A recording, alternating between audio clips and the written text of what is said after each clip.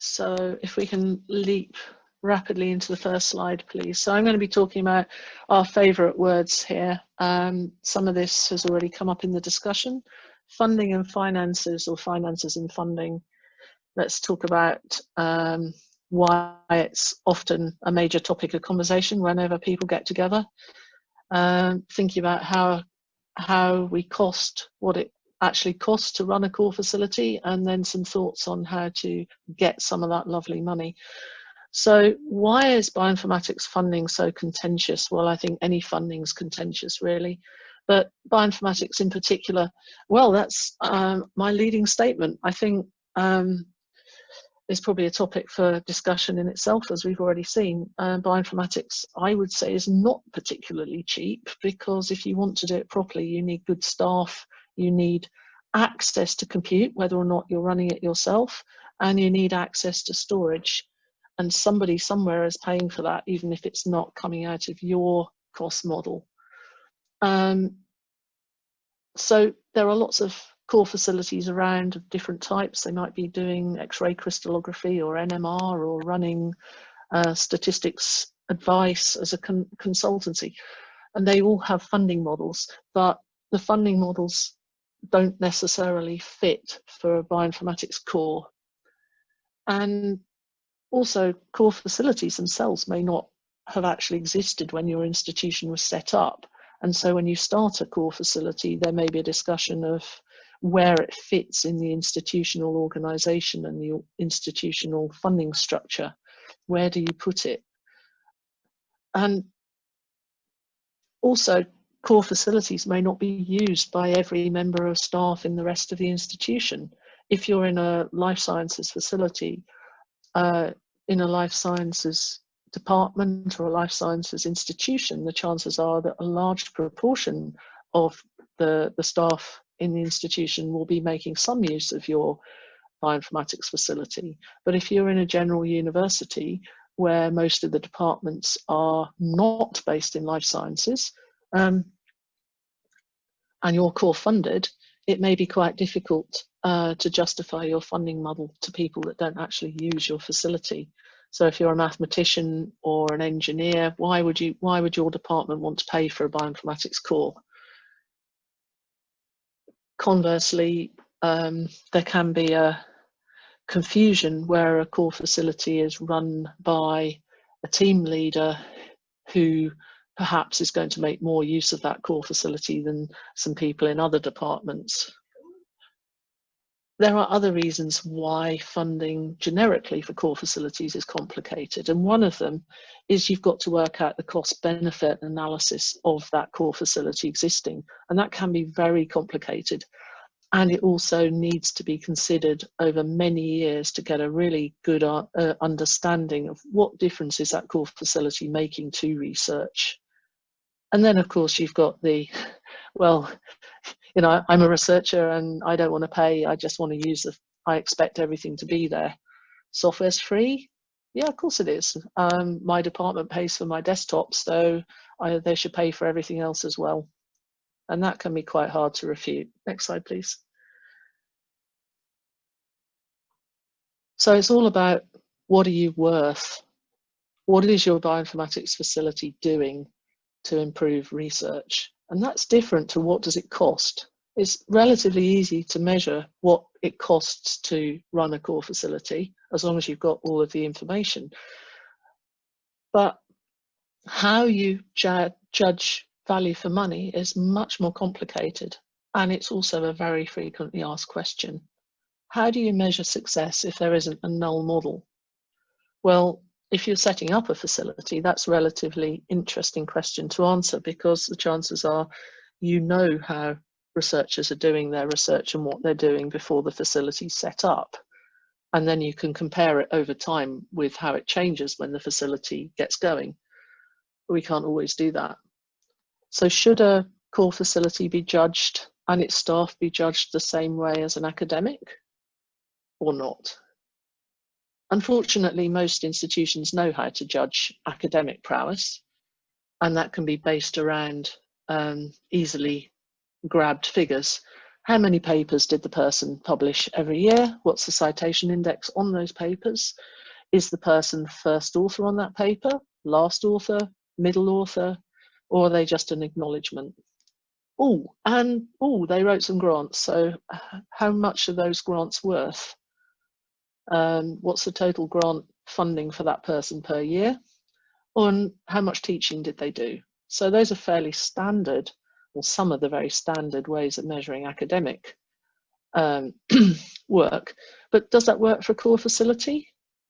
Not necessarily. And there are much better measures, but they're more complicated. So one thing you can ask in terms of impact is, how do people manage without you? What would they do if the facility was not there? Could they have written that paper? Could they have got that grant? How many teams that you're supporting would have otherwise had to employ a bioinformatician just for themselves? How would they have got hold of their compute? Would they have had to go on and each bought a server, or can they use the one that you installed centrally and maintained for them? And of course, back to training again. How many researchers did you help? How many postdocs did you train? How many students did you teach and improve their PhDs? These are all things to consider when you're measuring worth. Next slide, please. So we've mentioned that there are many different life sciences facilities, but their funding models may not work very well for a bioinformatics facility. Many scientific facilities are based around very large pieces of expensive equipment, NMR machines, mass spec machines, confocal arrays, that sort of thing. And in many cases, for that facility, the largest expense they have is buying the equipment, running the maintenance contracts, and buying the consumables. At the completely opposite end of the spectrum, you can have facilities that are basically consult packages, like a statistical advisory service, where their only charge is the office space they sit in and the members of staff. But bioinformatics facilities very often have both expensive equipment and staff. So they have significant hardware and staff costs, and these are often not used in proportion to each other in even a single piece of work. So using somebody else's cost model is not necessarily going to be a good way of understanding what your facility costs to run. Next slide, please.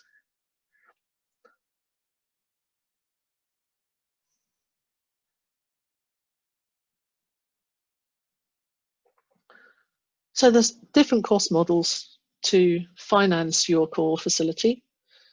And if we walk around the room and ask everyone what their current cost model is, we'll probably find that everyone has a slightly different one. So these range from the full economic cost model, where your facility is treated as a completely standalone business in its own right. So all of the costs have to be funded by the facility based on the work that they do. Or you can have a mixed model where some items are centrally funded by your institution and those costs aren't recovered, but then some items that you provide, some pieces of service, are chargeable directly to your users. You can have sliding charges, so different people get charged different amounts according to whether there may be external users or members of your department. Or you can have fixed annual funding where your institution provides a certain amount of money for your facility every year and you fit your model to that. But there are some general points that I think are true of pretty much any cost model. And one of them is changing your financial model once you have it is very possible, but it's painful and it takes a lot of time, and you need to make sure that you take your users with you. The other main point to ponder is that whatever model you use, you need to be accountable. And what does that mean? You have to be very upfront about what is included, how did you get your figures, and how often are they updated. Now, even if you're centrally funded and you don't charge your users anything for using your service, this is still true. you need to know what it costs your institution to run your facility, because otherwise, how can you show your worth? What is your added value?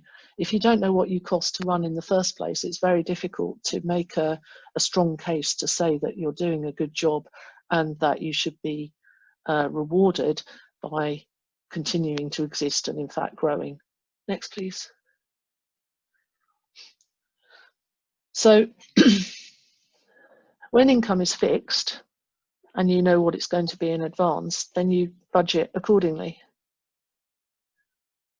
But of course, it's nice to not just be in a steady state.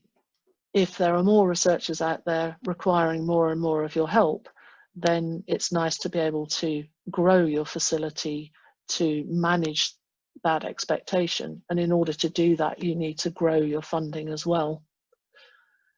So if your income is linked directly to the amount of work you're doing, that is going to fluctuate over time. That's just the way it is. Sometimes you'll be very, very busy, and then some months you won't be. Maybe your work is based around somebody else writing a grant and whether or not it's funded.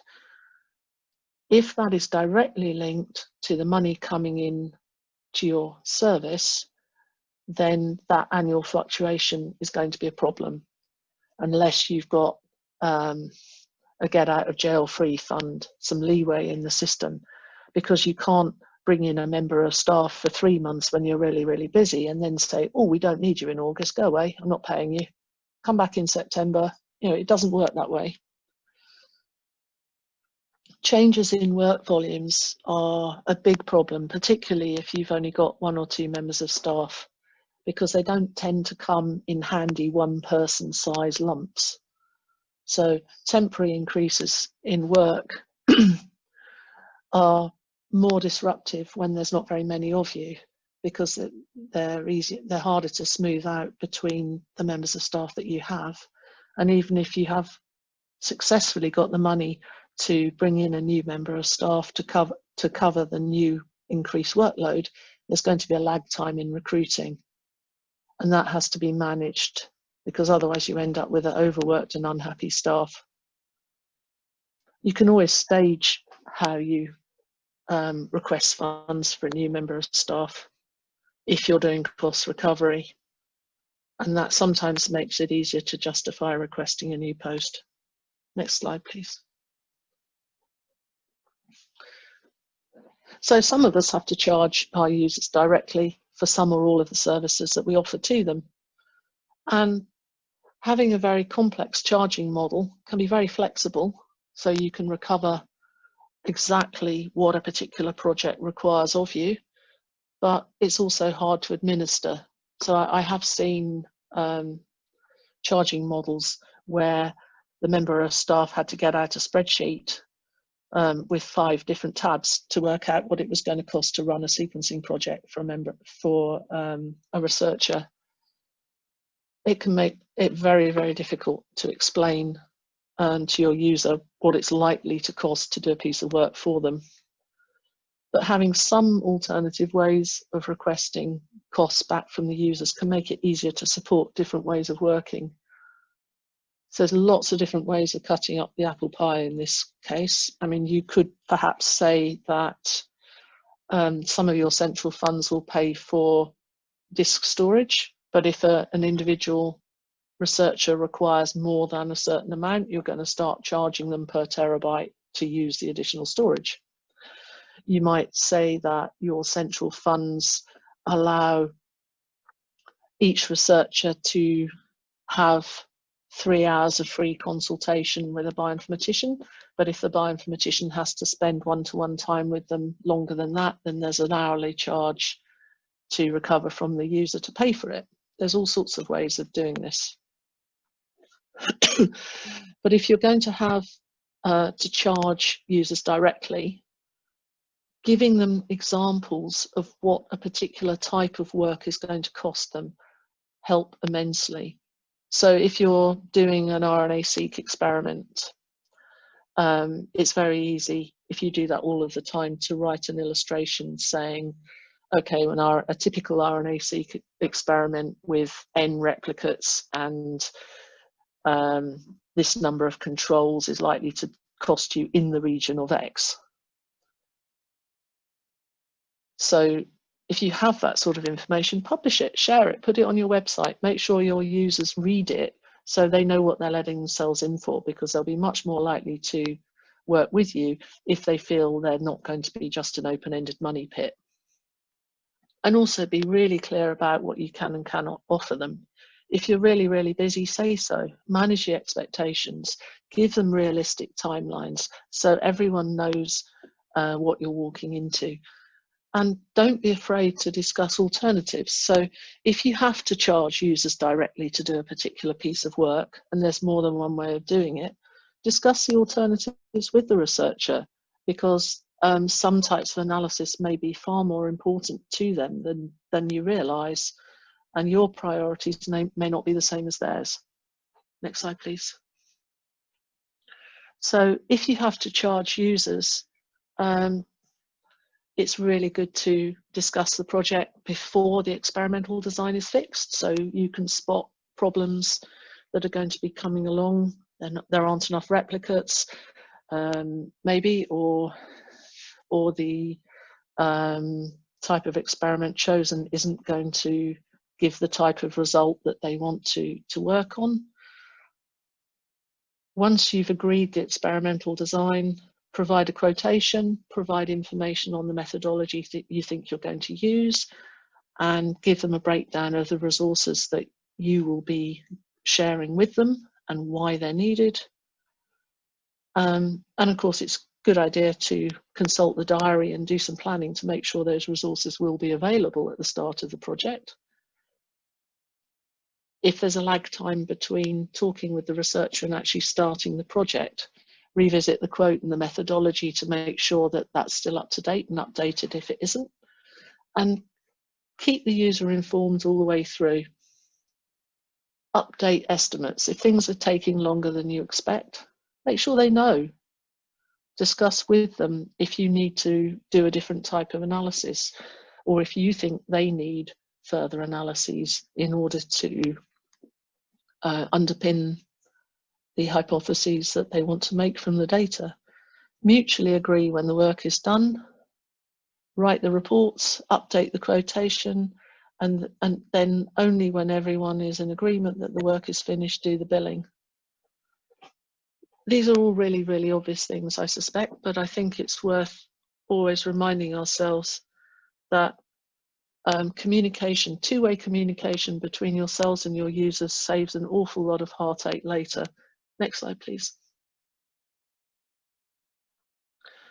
So what does a bioinformatics core actually cost? Well, maybe it's a lot of this is very obvious, but there are some hidden things that I think are worth talking about.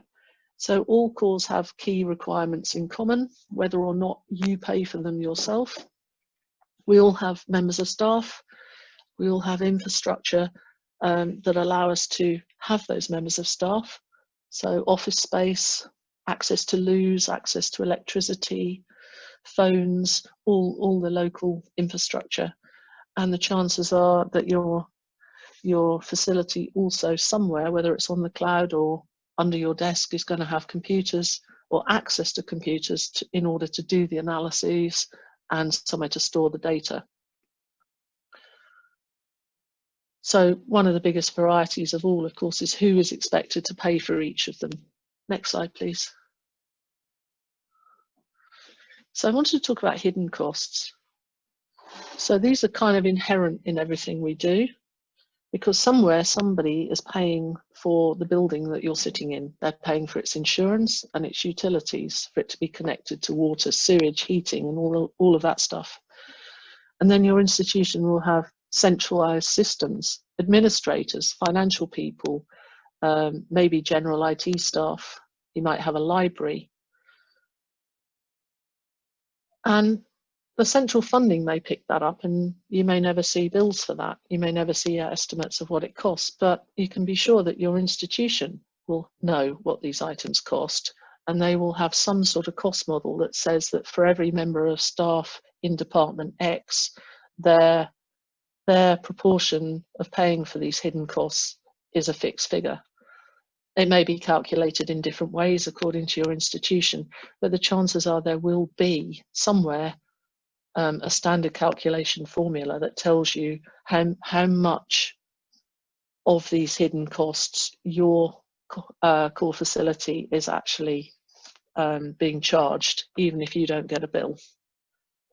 And of course, there are other local things. Excuse me while I remove the cat. She's very interested in bioinformatics as well. Right, okay, I think we'll move on to the next slide, please. Then there are costs associated with all your members of staff, and that doesn't just include their salary, the cost of their pension and local taxes associated with them. If you're hiring new members of staff, the chances are you're going to be paying advertising fees, maybe agency fees. There'll be other costs associated with training your members of staff, letting them to go to conferences, paying for travel and assistance for them to go to workshops. If you've written a paper or been involved in a paper, you'll have publication and open access charges as well. If you do training or have meetings, you may be paying room rental. You may be buying the people you're training a cup of coffee at lunchtime. You may be advertising for courses and printing posters. All of your staff will need personal hardware. They'll need a desktop or a laptop. They'll need monitors. You might need a printer. So these are all costs that somebody is paying for.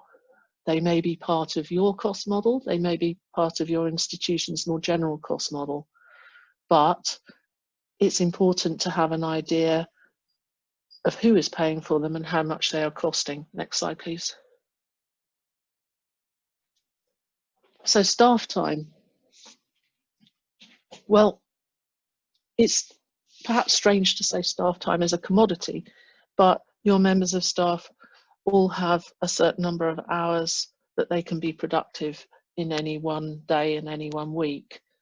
If you are charging your users based on consultancy rates for your members of staff, it's vitally important to know how many productive hours a day that you can actually offer as consultancy, because, okay, it's probably obvious staff don't work 24/7, and staff tend to have holiday periods, they get sick sometimes, they need training, and so all of this eats into your productive hours that you can actually charge out to other users. So it's really important to know how many of those hours you are expected to put into your cost model. And this is particularly important if you're maintaining infrastructure, you're installing software maybe, and you're doing general work that benefits everyone in the facility, because you can't charge for it twice, and the member of staff only has a certain number of hours in the day to do the work. So one thing I would say is really, really important to encourage accurate record keeping. There are lots of different ways of tracking how much time is spent doing individual things. That might be filling in timesheets, it might be a shared calendar, it might be encouraging every member of staff to keep a diary. It doesn't really matter as long as it's there and it's actually being done. And this comes down to several things. You need to know whether the estimates for time for a piece of work that you're making are realistic and accurate over time. And the chances are, if you're working on any funded project, you're going to be audited and you will have to keep specific timesheets. Next slide, please.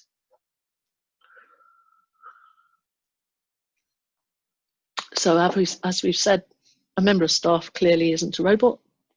They have a certain number of hours that they can actually work in any particular year, and different funding bodies and your institution will have standard ways of calculating that.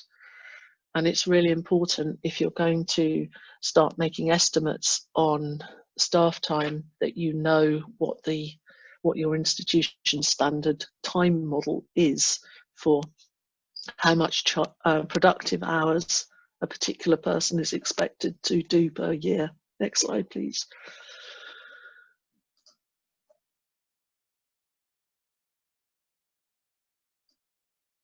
So if you're charging, excuse me, one moment.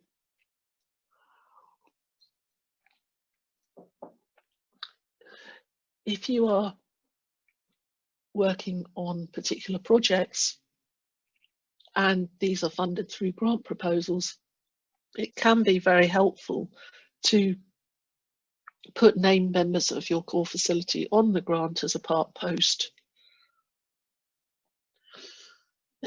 It can be very useful, particularly for larger pieces of work. It can add to staff satisfaction. Your member of staff is named on a grant. They are directly involved in that grant, and the PI knows who to contact in your core facility for everything to do with that grant. And there are standard hourly models that state how many hours a week are chargeable to that person. So it can be a very flexible way of bringing in money to your facility if you're working on externally funded projects on a regular basis. Next slide, please. So we talked a little bit about staff. Now we're going to mention hardware and software costs very briefly. And of course, this is going to depend on where you get your compute and storage capacity from. Do you get it from somebody else? Do you get it from another facility, or are you running it all yourselves? And do you have to pay for it, or does somebody else pay for it for you? So total cost of ownership of hardware and software is not just buying the thing in the first place. It's going to include the staff time to install, set up, test, and maintain the infrastructure that you're running. It's going to include the cost of housing that infrastructure. Might be space charges in the data center, might be cooling, electricity, costs of doing the networking, maybe updating the networking, insuring the stuff, and getting rid of the hardware at the end of its life cycle, and also the maintenance contracts. And the cost of ownership may be many times higher than the cost of buying the original piece of equipment in the first place. And of course, equipment depreciates as well.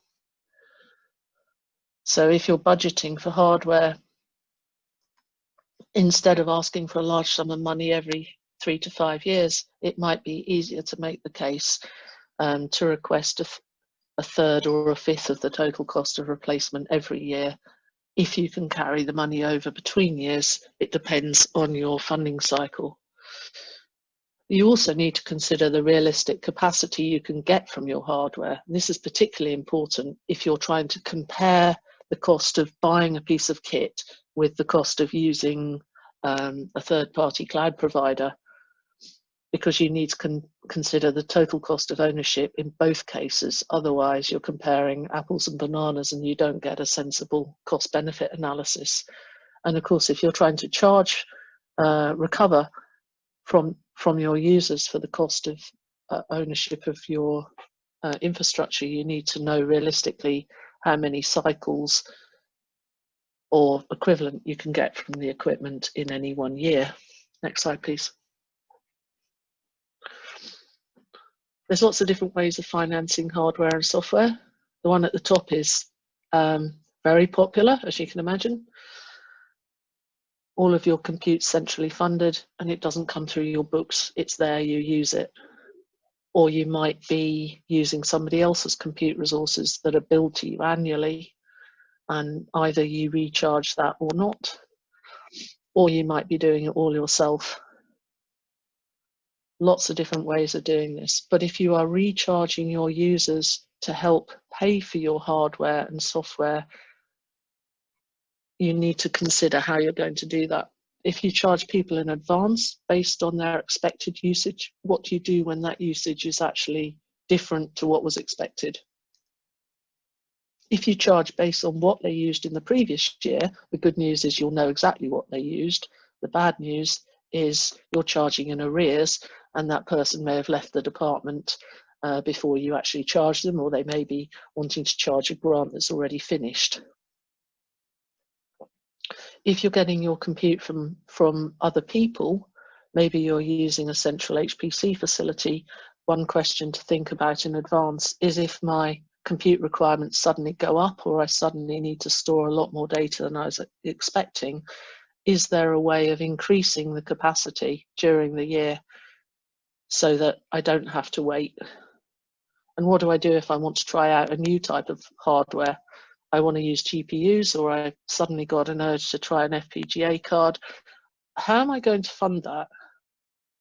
Next slide, please.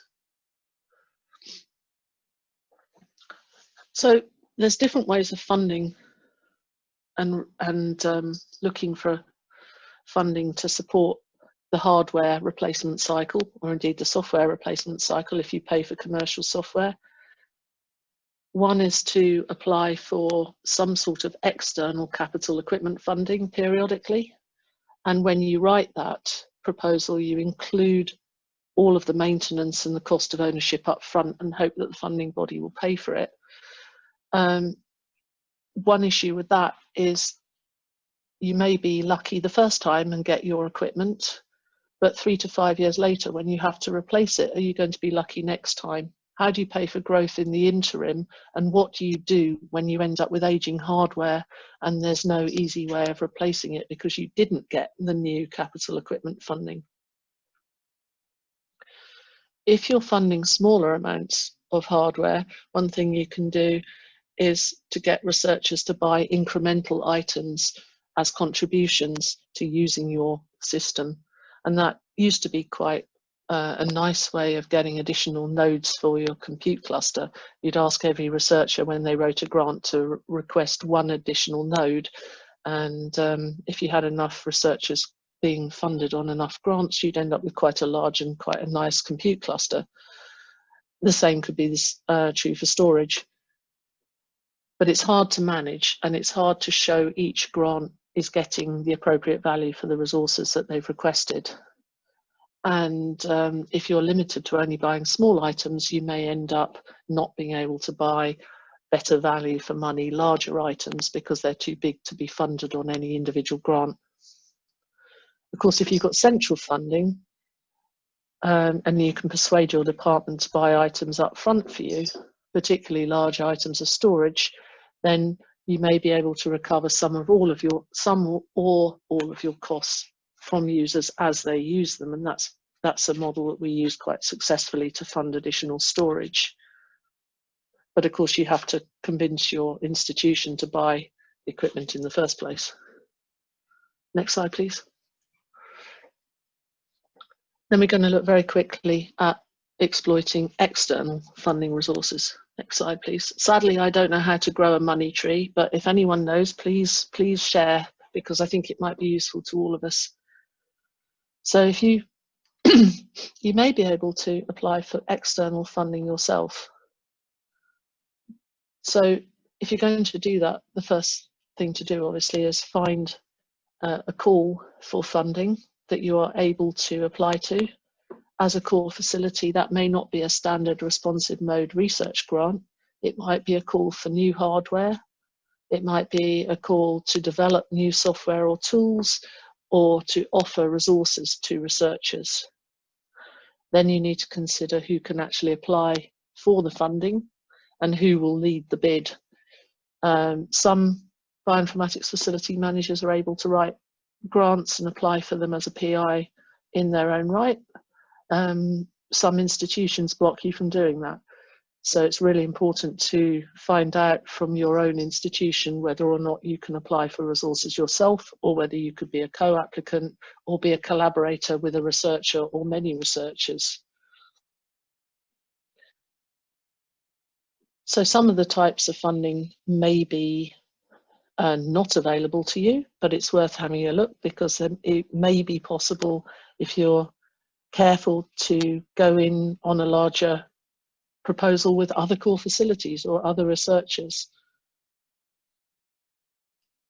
And very often, if you want to try something new, or you're setting up a new facility, it's easier to apply for funding for a new venture than it is to apply for funding to continue something that's already running well. Because usually the funding body wants to know, what is it that this fund will allow you to do that you don't already do?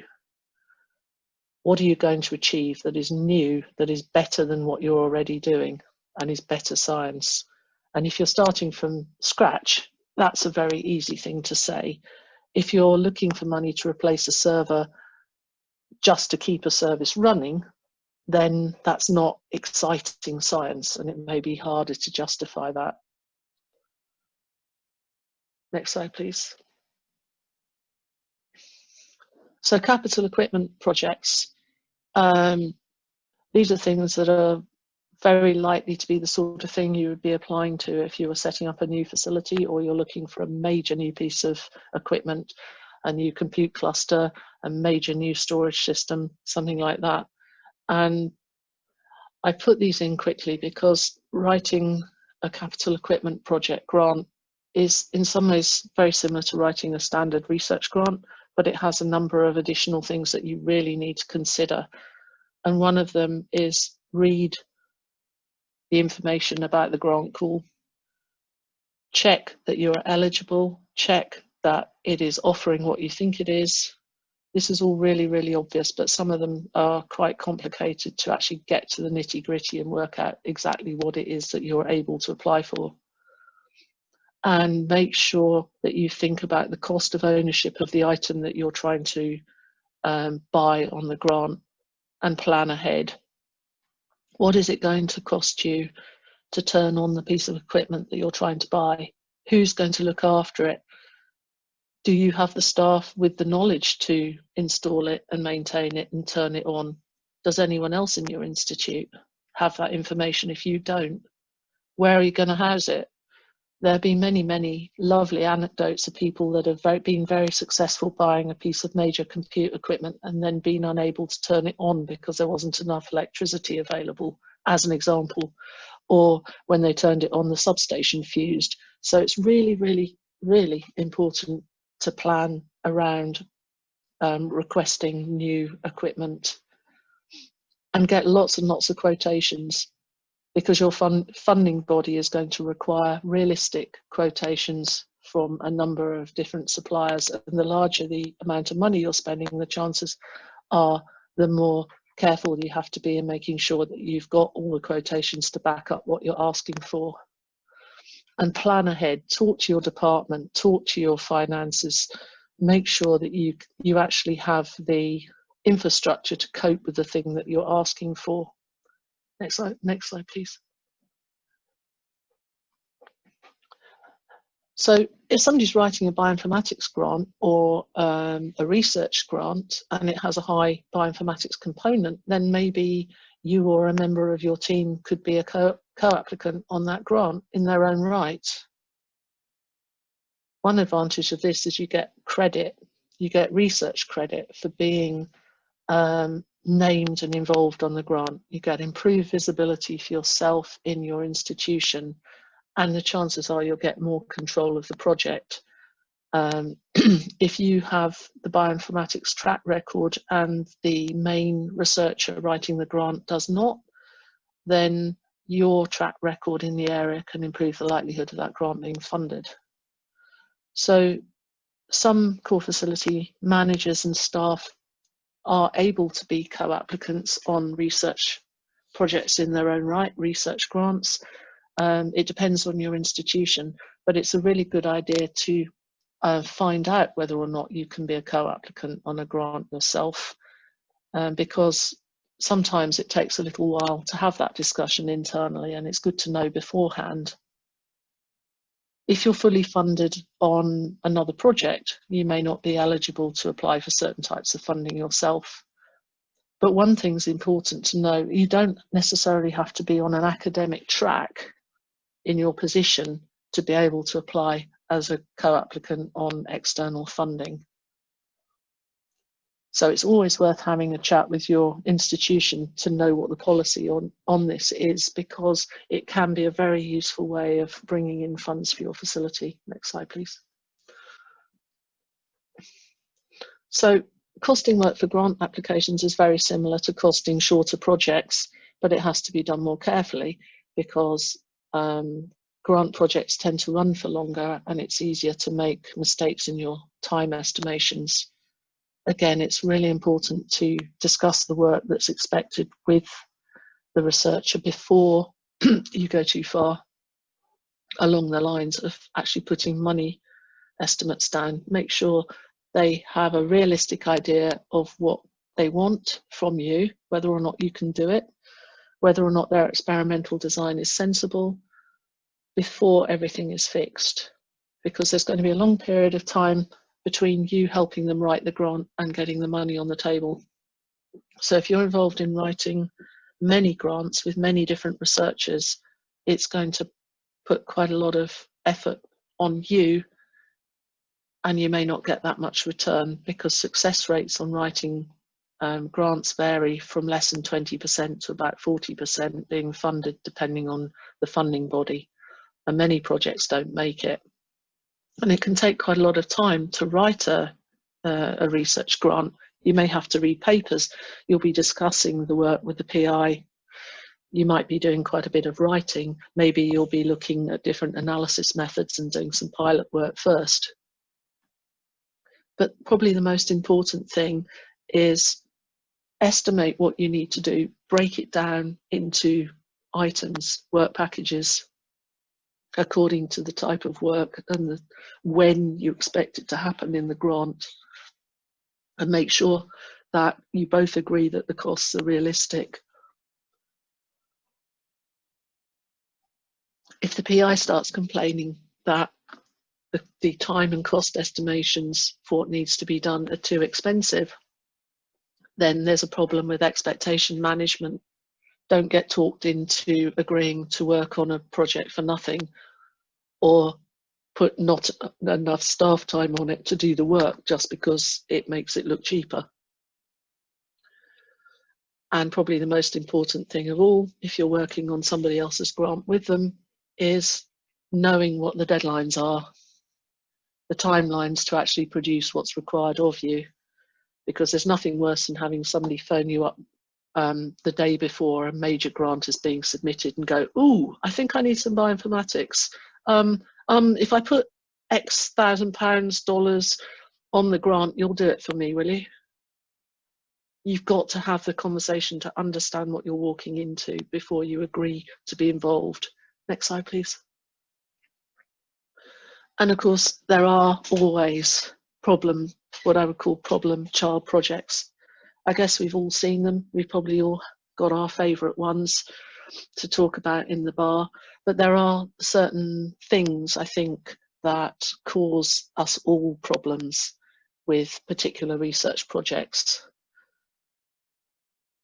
So my favourites are data that arrive late. You agree to do a piece of analysis in February and the data turn up in December, and then have really, really tight deadlines for analysis. Ooh, can you just do it before Christmas? Plans that change. Somebody had some money left over at the end of a grant, so they went off and generated a vast amount of a new type of data, and it wasn't originally costed for. And, oh, can you just analyze it for us anyway? Or mission creep in software development or database development, because the remit keeps changing. Oh, can you just add this? Or, oh, well, we thought it was going to do this. What else? New data types, where you have to do a lot of research to work out how to analyze that data type because you haven't done it before. Or maybe the software's new and it doesn't compile, or it doesn't do what you expect. So it takes you 4 times longer than normal to actually do the work. Or unrealistic projects to start with. Maybe you weren't consulted until after the data arrived and there was a fixed time and or set of funding to do a particular piece of analysis. And then of course we've got this data set, but we didn't really do enough biological replicates and it didn't quite work. But can you make something of it? What do you mean it didn't work? What do you mean it's not statistically significant? Well, do it again. I'm sure it'll be, it'll work better next time. So these are all issues that I'm sure we've all seen at different times. And early discussion with the research group in question can only help. Regular communication. It's taking longer than we expected. We did the quality checking on your data set and we don't like the look of it. Can we have a look at it together quickly? Can you do some more? Can you put some more replicates in? We need to do a different method. Discuss it early, discuss it often, so everyone knows where we're going. And probably the most important thing is knowing when to say no. This data set is not going to be good enough to do what you want. I'm sorry, we do not have the time to analyze this data now till February because it's 4 months late. Learning to say no, really, really important. Next slide, please. So these are all obvious. I'm not going to go through them now. I've put them in really just to remind ourselves. When you're costing a piece of work, make sure you've got all the information up front so you know what it is you're getting into. The PI won't necessarily have remembered to give you all the information you want. They may not know all of the information you need. So if you have a checklist to make sure you know what you need to ask them, then the chances are when you come to do the costing for whatever type of work you're doing, and maybe no money's changing hands and you're just saying this is going to take 2 hours of work versus 2 weeks of work, you've got the information to hand to help you make that. Next slide, please. And this is, again, a checklist. When you've worked on the piece of, when you've discussed with the PI what the project entails, this is the sort of information I would expect that you would share back with that PI to mutually know what it is that you're going to be doing with them, when you're going to do it, how you're going to do it, who's going to do it, and ideally at the level that it could be cut and shunted directly into a grant application, even if it's only an internal piece of work and no money's changing hands.